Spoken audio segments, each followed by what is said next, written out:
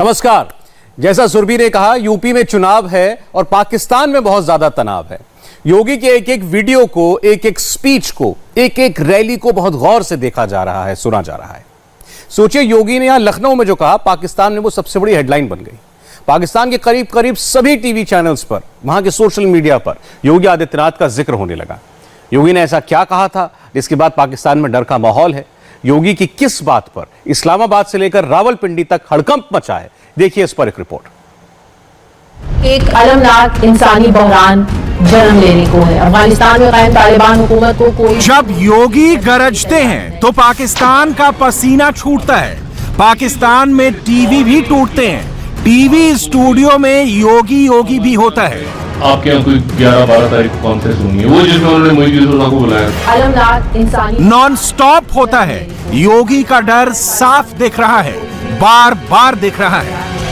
Yogi Adityanath UP के जो वजीर आला है योगी आदित्यनाथ, ये नरेंद्र मोदी के खासे करीब समझे जाते हैं और ये वो हार्ड लाइनर है जो मुसलमानों के हवाले से सख्त तरीन नजरियात रखते हैं, तासुब रखते हैं और इसका बरमला इजहार भी करते हैं। नाज़रीन, इस बार बात सीरियस है।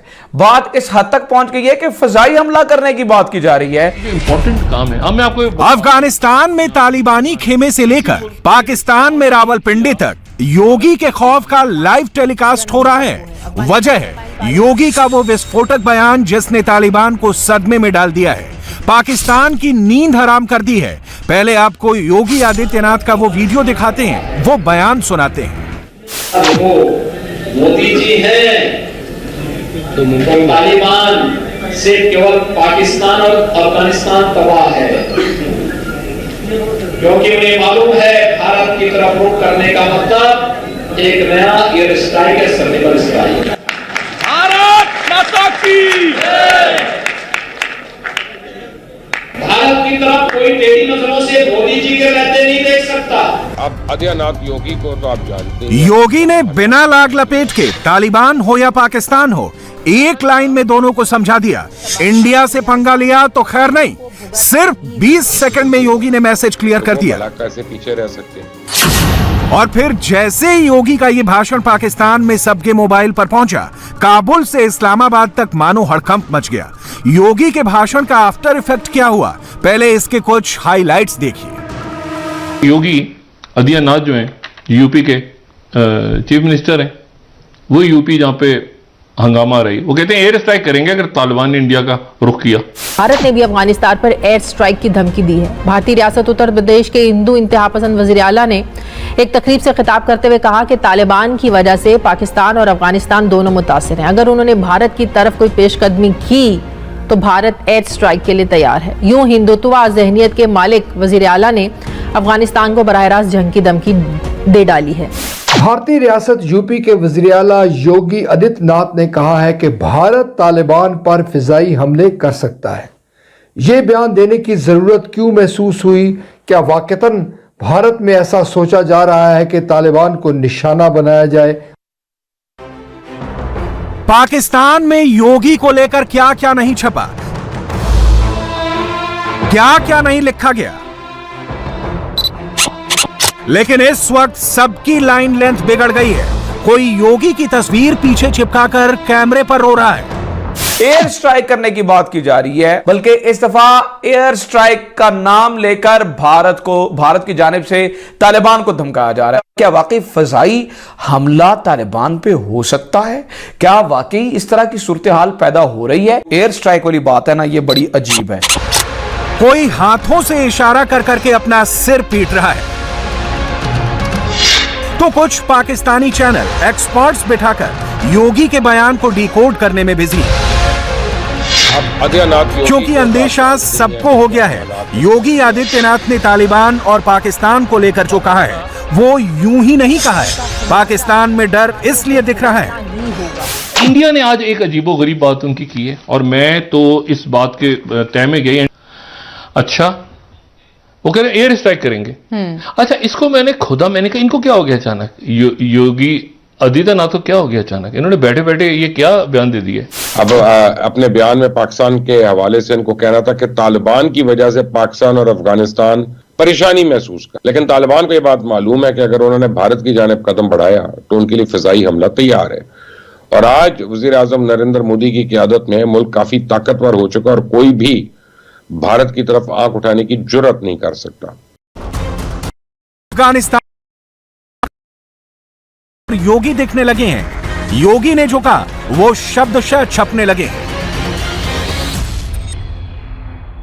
योगी के बयान का सेम टेक्स्ट, योगी सेम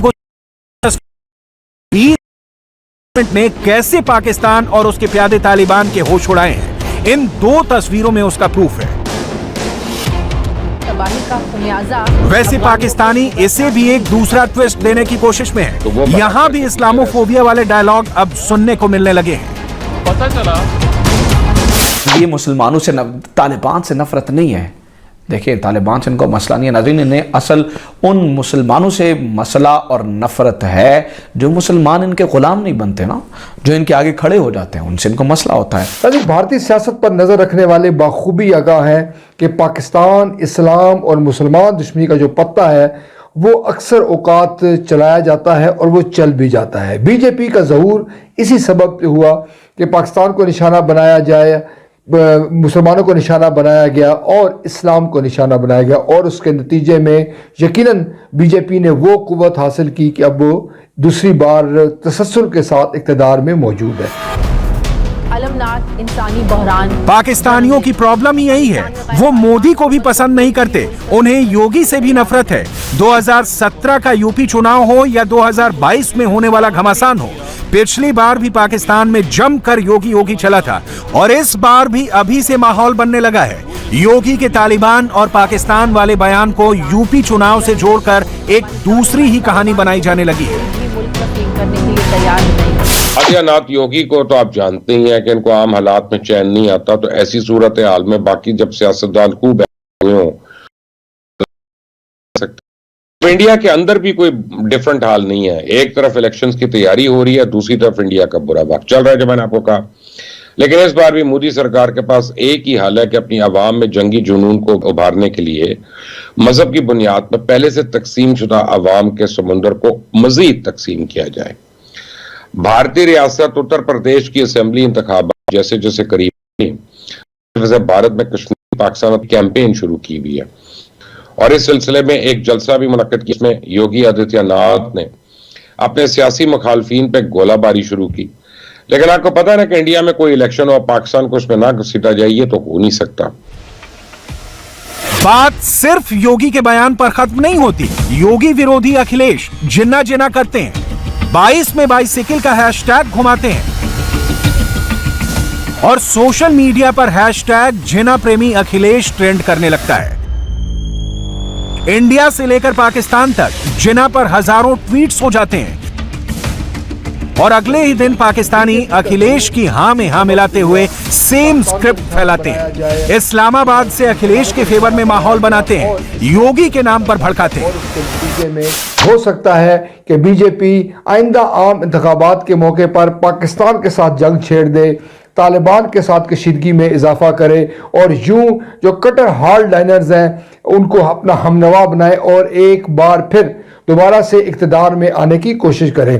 दूसरी तरफ हम ये देखते हैं कि बीजेपी पूरी कुव्वत के साथ उसी अखंड भारत के एजेंडे पर दौड़ रही है, चल रही है और उसकी कोशिश है कि एक बार फिर लोगों को मोबिलाइज किया जाए। तालिबान के हवाले से जो यूपी के वज़ीर आला की सोच है वो कहीं ना कहीं भारत में मौजूद है, यानी कि एक बी प्लान की शक्ल में मौजूद है कि अगर ये समझा गया कि तालिबान के साथ बातचीत और सफारती ताल्लुकात बेहतर नहीं हो सकते तो तालिबान के साथ कशीदगी को हवा दी जाएगी। तालिबान के हवाले से नाज़रीन इस वक्त जो खित्ते में बेचैनी पाई जाती है, भारत उसको कैश कराने के दर पे है। पाकिस्तान में गूगल ट्रेंड्स का ग्राफ देखने पर यह भी पता चलता है कि ज्यादा भले ना सही, लेकिन तालिबान और पाकिस्तान पर योगी के बयान का वहां भी इंटरनेट पर ठीक ठाक सर्च इंटरेस्ट डेवलप हुआ। जबरदस्त योगी मोदी हुआ। योगी आदित्यनाथ इन सारी चीजों का मिक्सचर है। इन सारी चीजों का नाज़रीन वो जो है ना एक समझ लें कि एक ऐसा मिक्सचर है जिससे इस्लाम दुश्मनी जिसके चेहरे से झलकती है। यूपी के जो वजीर आला है योगी आदित्यनाथ, ये नरेंद्र मोदी के खासे करीब समझे जाते हैं और ये वो हार्ड लाइनर हैं जो मुसलमानों के हवाले से सख्त तरीन नज़रियात रखते हैं, तासुब रखते हैं और इसका बरमला इजहार भी करते हैं। मगर इन सबके बीच सबसे दिलचस्प बात यह पता चली कि योगी के बहाने पाकिस्तानी हैंडल्स ऐसे वीडियो बनाकर वायरल करा रहे हैं जिसमें सीधे सीधे योगी विरोधियों की तारीफ हो रही है और योगी पर मजहबी अटैक। तो क्या यह माना जाए कि पाकिस्तान ने 2022 यूपी चुनाव से पहले ही प्रोपेगेंडा करना शुरू कर दिया है? डायलॉग सुनकर तो ऐसा ही लगता है। जिन साहब ने ये स्टेटमेंट कही है कि हम तालिबान पे स्ट्राइक करेंगे, जी योगी आदित्यनाथ यूपी के सीएम है। अच्छा जी, मैंने क्यों बोला कि भारत के अपकमिंग वजीर दिफा हैं? क्योंकि जो उनकी स्टेटमेंट है ना और जो वो एक्सपेक्ट कर रहे हैं कि अब उन्होंने मरकज की तरफ जरा ये वजीर दिफा को पूरा कर लूं ना, योगी आदित्यनाथ जिन्होंने कहा कि भारत बहुत ज्यादा सेफ और मजबूत हो गया, कोई मैली आंख से नहीं देख सकता। अच्छा जी, हम तालिबान को अपने जंगी जहाजों के जरिए मलिया मेड कर देंगे। ये योगी आदित्यनाथ वजीर दिफा, उनके एक्सपेक्टेड वजीर दिफा, वो कह रहे कि इस मौके पर ये कह रहे, ये क्यों किया जा रहा है? अब सुन लें, चुनाव करीब आ गया। इसने पहले भी आदित्यनाथ ने नफरत के ही बल पर लव जहाद करके मस्जिदों को पिछले इलेक्शन में गिरा के, हिंदू मंदिरों के करीब मुस्लिम आबादी को खत्म करके, उनके घरों को तोड़कर उनको खाली करवा के, और लव नार्कोटिक्स और पता नहीं क्या क्या मुस्लिम दुश्मनी में नफरत भर भर के गौमूत्र के ऊपर, अच्छा और पता नहीं क्या क्या चीजें इस बंदे ने ऐसी जो किसी के वहमो गुमान भी नहीं, वो करने के बाद ये शख्स इलेक्शन जीत गया और इस बारी फिर चुनाव है। तारीख क्या जी? फरवरी से मार्च 2022 में 403 मेंबर्स हैं जी यूपी लेजिस्लेटिव असेंबली के, जिनका कैंडिडेट खड़े होने और उन्होंने इलेक्शन लड़ना। और इस बार फिर नहीं बदला, मोदी नहीं बदला, उसकी टीम नहीं बदली, फिर मुस्लिम दुश्मनी, फिर मुस्लिम नफरत पे एक बार फिर से इलेक्शन होने जा रहा है। यूपी इलेक्शन और योगी में पाकिस्तान की दिलचस्पी इतनी ज्यादा है कि रिपीट मोड पर योगी के बयान सुने जा रहे हैं और कैमरे पर फुल कॉन्फिडेंस के साथ अखिलेश की तारीफ में कसीदे पढ़े जा रहे हैं। योगी मोदी आरएसएस पर अखिलेश के सियासी नैरेटिव को पुश किया जा रहा है। बीजेपी अपने जंगी जुनून और हिंदुत्व सोच की वजह से बयानात देते हुए इतना आगे निकल जाती है कि इसे सीधी बात भी उल्टी नजर आती है। अब इस जलसे में योगी आदित्यनाथ ने रियासत में अपने सबसे बड़े सियासी हरीफ और समाजवादी पार्टी के सरबराह आकाश यादव पर यह कहकर नुक्ताचीनी की कि उन्होंने बानी पाकिस्तान मोहम्मद अली जिन्ना का मुवाजना भारतीय रहनुमा सरदार पटेल से किया, जो एक शर्मनाक बात है और तालिबानी जहनियत की अक्कासी है। उनका कहना था कि यह तालिबान की जहनियत है जो तकसीम पर यकीन रखती है। सरदार पटेल ने तो मुल्क को मुत्तहद किया था। फिलहाल वजीर आजम नरेंद्र मोदी की क़यादत में एक मुत्तहद और आला तरीन भारत के हसूल के लिए काम जारी है। हालांकि अखिलेश यादव ने मुवाजना करने की तो बात ही नहीं की थी, बल्कि यह कहा था कि सरदार पटेल, गांधी जी, जवाहरलाल नेहरू और मोहम्मद अली जिन्ना जैसी शख्सियात ने एक इदारे से तालीम हासिल की और बैरिस्टर बने और उन्होंने भारत की आजादी के लिए जद्दोजहद की और कभी पीछे नहीं हटे। दरअसल जिस बात से ये इनको तकलीफ हुई थी वो ये कि अखिलेश यादव ने बीजेपी पर तनकीद करते हुए कहा था कि सरदार पटेल ने आरएसएस के नजरियात पर पाबंदी की भी बात की थी। योगी की हुकूमत को इस बार सख्त तरीन हुकूमत मुखालिफ रुझान का सामना है। इस मरतबा भी बीजेपी जो है उत्तर प्रदेश के इंतखाबात में तालिबान का भी खूब जिक्र कर रही है ताकि यह तासुर दिया जा सके कि हुकूमत हिंदुओं के मफादात का ख्याल रखती है और इसे मुसलमानों को काबू में कर रखा है, क्योंकि हुकूमत जानती है कि इस तरह के तासुर से इसे सियासी फायदा होगा। वरना इलेक्शन से पहले आप खुद सोचे कि इस तरह के ऐलानात और क्या मकसद हो सकता है। लेकिन इस नफरत में बीजेपी इतना आगे बढ़ चुकी है। आज महाराष्ट्र के अजीत पवार भी हेडलाइन में, शरद पवार भी न्यूज में और मुख्यमंत्री उद्धव ठाकरे भी। आज उद्धव ठाकरे शरद पवार के गढ़ बारामती में थे। मुंबई में क्या चल रहा है और शरद पवार का दिल्ली के लिए गेम प्लान क्या है, इसका क्लियर मैसेज बारामती से आई तस्वीरों से मिल रहा है। इस पॉलिटिकल पिक्चर का एक मैसेज तो बिल्कुल साफ है कि हम साथ साथ हैं, लेकिन महाराष्ट्र सरकार की तीसरी पार्टी यानी कांग्रेस इस उभरती सियासी तस्वीर में कहीं नहीं दिख रही। इलाका पवार खानदान का, मेजबान खुद शरद पवार और मेहमान उद्धव ठाकरे। महाराष्ट्र के मुख्यमंत्री, शिवसेना के सुप्रीमो। जिस वक्त महाराष्ट्र की राजनीति में ड्रग्स और करप्शन का उबाल आया हुआ है, उस वक्त महाराष्ट्र की राजनीति के चाणक्य कहे जाने वाले शरद पवार अपने चीफ मिनिस्टर उद्धव ठाकरे की मेहमान नवाजी कर रहे हैं, वो भी बारामती में। बारामती महाराष्ट्र की शुगर बेल्ट में आता है और पिछले 50 साल से पवार का पावर सेंटर रहा है। जब उद्धव ठाकरे बारामती पहुंचे तो उनके स्वागत के लिए खुद शरद पवार तो खड़े थे ही, भतीजे अजित दादा पवार और बेटी सुप्रिया सुले भी उद्धव के स्वागत के लिए मौजूद थे। मौका था बारामती में एग्रीकल्चरल डेवलपमेंट इंक्यूबेशन सेंटर के उद्घाटन का। उद्धव ठाकरे भी अपनी पत्नी के साथ बारामती पहुंचे थे। पवार ने बारामती में किए गए डेवलपमेंट को ठाकरे के सामने शो ऑफ किया। वहीं ठाकरे को बारामती बुलाकर महाराष्ट्र की जनता को भी संदेश दिया कि चीफ मिनिस्टर ठाकरे उनके करीबी हैं। ये कार्यक्रम यूं तो गैर राजनीतिक था, मगर महाराष्ट्र की सियासत के इस बेहद नाजुक मोड़ पर दो दिग्गज खानदानों पवार और ठाकरे की एक मंच पर मौजूदगी एक साथ कई संदेश दे गई। पूरे कार्यक्रम के दौरान पब्लिकली तो राजनीतिक बातें नहीं हुई, मगर इस बात पर कैसे यकीन कर लिया जाए कि पवार और ठाकरे मिलेंगे और सियासत पर चर्चा ही न हो, और वो भी तब जब पवार की पार्टी के दो दिग्गज नेताओं पर केंद्रीय जांच एजेंसियों का शिकंजा कस गया है। उद्धव ठाकरे बारामती में उस वक्त पवार खानदान के मेहमान बने जब शरद पवार की पार्टी के एक बड़े नेता अनिल देशमुख को प्रवर्तन निदेशालय ने अरेस्ट कर लिया है। वहीं पवार के भतीजे और उद्धव ठाकरे के डिप्टी अजित पवार को करीब 1000 करोड़ की संपत्ति इनकम टैक्स विभाग ने जब्त कर ली है।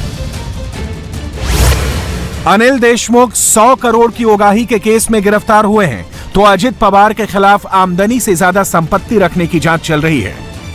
इनकम टैक्स विभाग ने अजित पवार की जो संपत्तियां जब्त की हैं, उनमें कोरेगांव स्थित जरनदेश्वर शुगर फैक्ट्री है, जिसका बाजार भाव 600 करोड़ है। दक्षिणी दिल्ली में एक फ्लैट है जिसकी कीमत 20 करोड़ बताई जा रही है। अजित पवार के बेटे पार्थ पवार का निर्मल ऑफिस है, जिसका मूल्य 25 करोड़ रुपए कहा जा रहा है।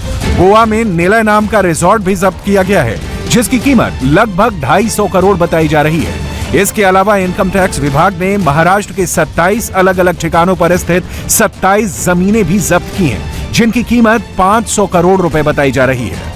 वैसे तो अजित पवार अपने खिलाफ इनकम टैक्स डिपार्टमेंट की कार्रवाई को लेकर ज्यादा फिक्रमंद नहीं दिखे, लेकिन उन्होंने अपनी बहन के खिलाफ कार्रवाई को लेकर अफसोस जरूर जताया। आयटीनं कुणावर छापेमारी करावी हा आयटीचा अधिकार आहे।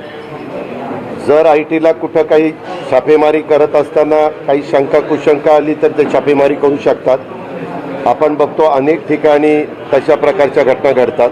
माझ्याशी संबंधित असणाऱ्या कंपन्यांच्यावर धाड टाकली त्याबद्दल मला काही म्हणायचं नाही, कारण मी पण एक नागरिक आहे। मला एका गोष्टीचं दुःख आहे की ज्या माझ्या बहिणी ज्यांची 35 वर्षापूर्वी 40 वर्षापूर्वी लग्न झाली आणि त्या त्यांच्या ठिकाणी अतिशय चांगल्या पद्धतीने त्यांचा संसार करतायत।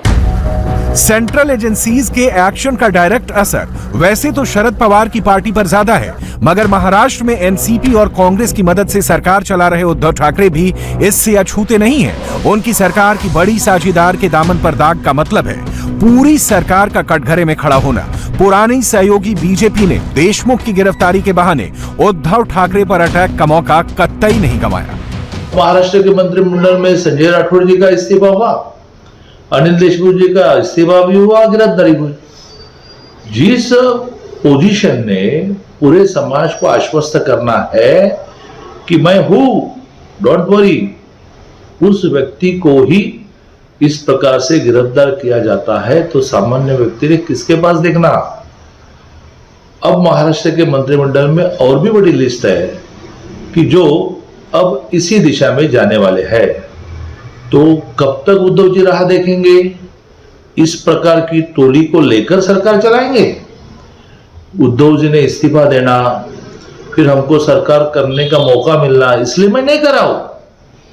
I am a activist.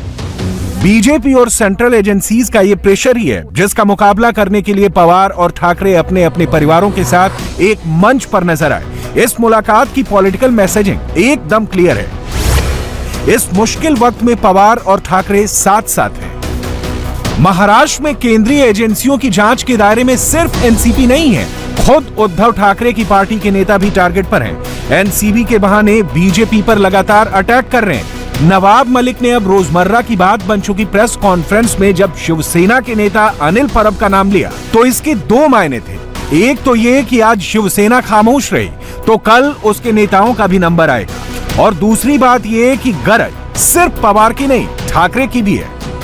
जो आरोप लगाने वाला था परमवीर सिंह वो फरार है, और जिस पे आरोप लगाया गया, जो जांच को सहयोग करने के लिए हाजिर किया गया, उन्हें गिरफ्तार किया गया है। ये सारी कार्रवाई राजनीति से प्रेरित है, सरकार को बदनाम करने के लिए है, नेताओं को डराने के लिए है। हम ये साफ कह देते हैं कि फिर ट्वीट आ रहे हैं कि अगली बारी अनिल परब जी की है। ये नेताओं को डराना और सत्ता के दुरुपयोग का काम बंद हो। ठीक है, अनिल देशमुख जी को आपने गिरफ्तार किया है, कानून अपना काम करेगा।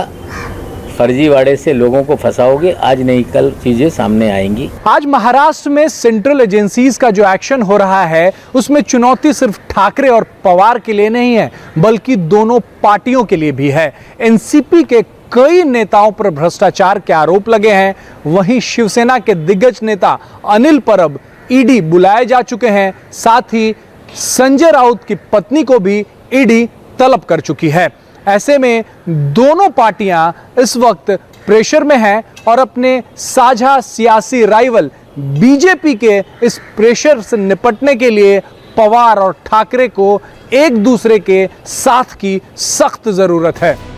एनसीपी नेताओं पर केंद्रीय एजेंसियों की कार्रवाई का एक और मतलब भी निकाला जा रहा है। कहा जा रहा है कि इस कार्रवाई से बीजेपी असल में एनसीपी पर महाविकास अघाड़ी गठबंधन तोड़कर अपने साथ आने का प्रेशर बना रही है। शरद पवार और उद्धव ठाकरे ने बारामती में साथ आकर बीजेपी को भी इशारा किया है कि महाराष्ट्र में किसी नेशनल पार्टी का नहीं, दो क्षेत्रीय दलों यानी शिवसेना और एनसीपी का राज होगा।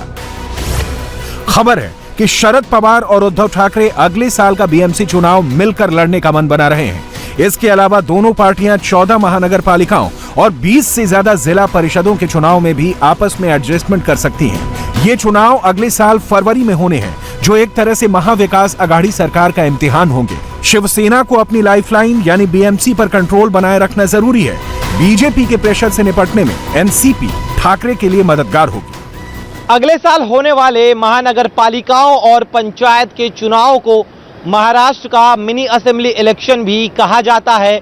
शिवसेना और एनसीपी इन चुनावों में कुछ जगहों पर गठबंधन करने की तैयारी कर रही है।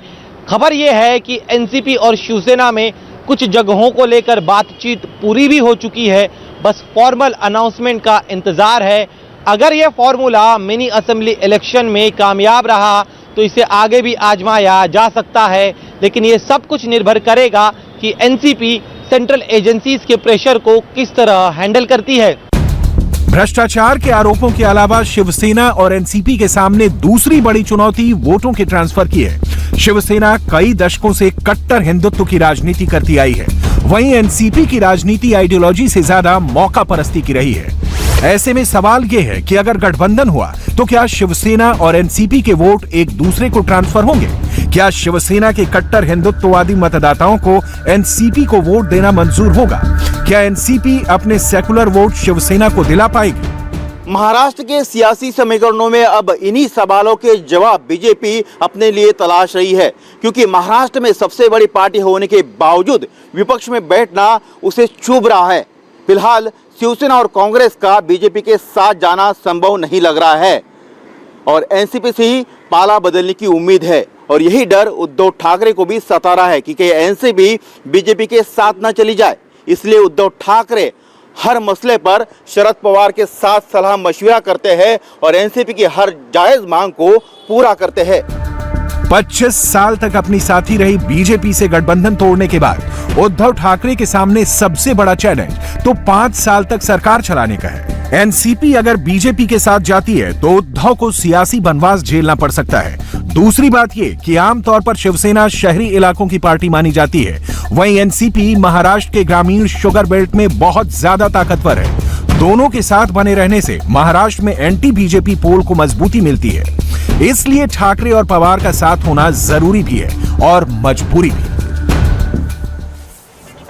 दिवाली से पहले हिंदुस्तान की सेना ने चीन को एक ट्रेलर दिखाया है। कल्पना कीजिए, भारत के 200 कमांडोज एक साथ आसमान से चीन की जमीन पर उतरे और ऑपरेशन शुरू हो जाए। इसकी प्रैक्टिस भारत ने कुछ घंटों पहले ही की है और एलएसी पर खड़ी चीन की सेना ने भी यह मंजर देखा है।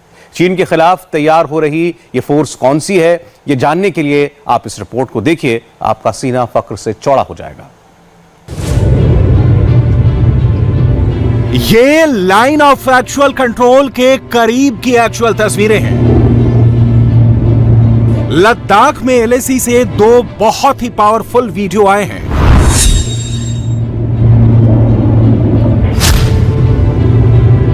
पहला वीडियो C-130 हरकुलिस से कमांडो पैरा ड्रॉप किए जा रहे हैं।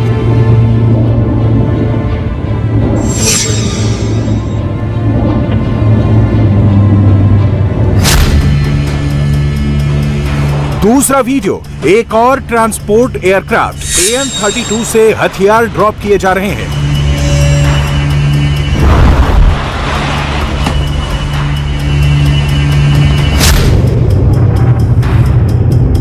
इन वीडियोस में बहुत ही खतरनाक ऑपरेशन की प्रैक्टिस की गई है। इसे अंग्रेजी में कहते हैं troop insertion behind the enemy lines. इसका मतलब है दुश्मन के इलाके में उसके मोर्चे के पीछे फौज को उतारना। आम भाषा में कहें तो दुश्मन को उसके घर में घुसकर मारना। ऐसे ऑपरेशन कैसे किए जाते हैं, इसकी पूरी डिटेल आपको सिर्फ 10 मिनट में बताएंगे। बस इस रिपोर्ट को बहुत ध्यान से देखिएगा। ऐसे ऑपरेशन में 2 सेनाओं के बीच फ्रंट होता है या कहें कि बॉर्डर होता है। इसमें एक सेना उस मोर्चे को हवा के रास्ते क्रॉस करते हुए दुश्मन की सेना के पीछे अपनी फौज को उतारती है। इस जगह को ड्रॉप जोन कहा जाता है और यहां से दुश्मन पर पीछे से अटैक किया जाता है या उसके इलाके में ये जंग की जाती है। टैक्टिकल तौर पर यह दुश्मन के खेमे में घुसकर अपने पूरे कैपेबिलिटी के साथ दुश्मन के खेमे को ध्वस्त करने की काबिलियत करने की क्षमता को दिखाया गया। इसमें पैरा कमांडोज के पास अपने जो इक्विपमेंट्स, उसके अलावा जीपीएस सिस्टम, वेपन्स, यही नहीं बल्कि पीछे से सपोर्ट करने के लिए आर्टिलरी और इंजीनियर रेजिमेंट का दस्ता भी था। लद्दाख में एलएसी के करीब हुई ये एक्सरसाइज 14,000 फीट की ऊंचाई पर की गई। यहां तापमान -20 डिग्री है। 3 दिनों तक सैकड़ों पैराट्रूपर्स ने एक तरह से चीन के खिलाफ सर्जिकल स्ट्राइक की प्रैक्टिस की है।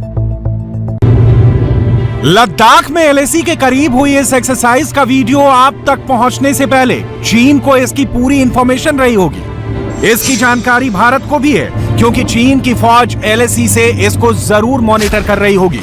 अब देखिए कि इस एक्सरसाइज में कौन सी फोर्स डिप्लॉय की गई है। यह है इंडियन पैराट्रूपर ब्रिगेड शत्रुजीत के जवान। शत्रुजीत क्या है, ब्रिगेड क्या है, पैराट्रूपर क्या होते हैं, इन तीनों बातों को तफसील से बताएंगे।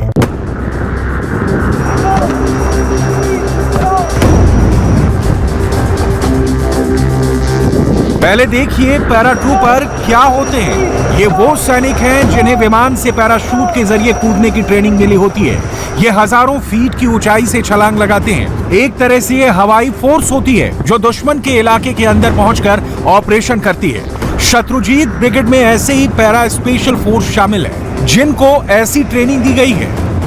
Man apart every man is an emperor. ये भारतीय सेना के स्पेशल फोर्स के शत्रुजीत ब्रिगेड के कमांडोज हैं। स्पेशल फोर्स की ट्रेनिंग के साथ एयरबोर्न ऑपरेशंस में इनको महारत हासिल है, यानी दुश्मन के खेमे में घुसकर ऑपरेशंस करना या फिर हाई ऑल्टीट्यूड रीजन्स पे टैक्टिकल तरीके से अपनी कैपेबिलिटी दिखाते हुए दुश्मन को खदेड़ना। आगरा में तैनात ये ब्रिगेड फोर्स हर तरह के इलाके में ऑपरेट करने के लिए हमेशा तैयार रहते हैं। शत्रुजीत ब्रिगेड के अंदर करीब 3000 ऐसे कमांडो हैं जो कुछ घंटों के नोटिस पर दुश्मन के इलाके में एक्शन कर सकते हैं। ब्रिगेड की फॉर्मेशन क्या होती है, इसे समझने के लिए सेना की लाइनअप को समझिए। यानी इसमें किसके कितने हिस्से होते हैं और उनमें कितने सैनिक होते हैं। सेना की एक कोर में 2 या उससे ज्यादा डिवीजन होती है, एक डिवीजन में 3 या उससे ज्यादा ब्रिगेड होती है, एक ब्रिगेड में 3 या उससे ज्यादा बटालियन होती है, एक बटालियन में 4 या उससे ज्यादा कंपनी होती है और एक कंपनी में 100 से 110 सैनिक होते हैं। लद्दाख में एलएसी के करीब हुई एक्सरसाइज में 200 से ज्यादा कमांडो शामिल हुए। ये कमांडो और इनके युद्धाभ्यास में 2 बहुत ही खास विमान इस्तेमाल किए गए। पहला है C-130J हरकुलिस, जिसमें 128 सैनिक बैठ सकते हैं, जबकि 92 पैराट्रूपर जो पैराशूट जैसे गियर के साथ होते हैं उनको इसमें सवार किया जा सकता है। भारत के पास 12 C-130J हरकुलिस हैं, जो दिल्ली के पास हिंडन एयरबेस पर तैनात है। देखिए कैसे इसी विमान से लद्दाख में भारतीय कमांडोज ने पैराशूट की मदद से छलांग लगाई।